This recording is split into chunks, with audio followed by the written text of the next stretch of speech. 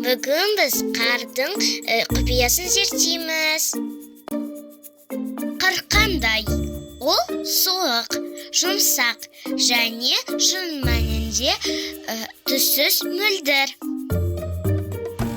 Қардың ерігіштігі мен тазалығын бақылаймыз.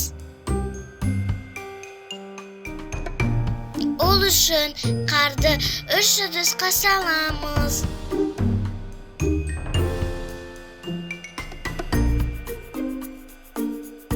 Қардың мөлшерін белгілеп аламыз.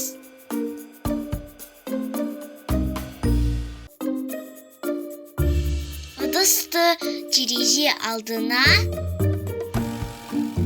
жылу құбырына, бөлмеге қойып бақылаймыз.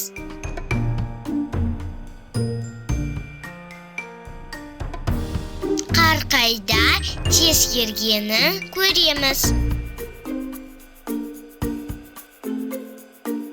Жылу құбырына жақын, ыдыстағы қар тез еріді.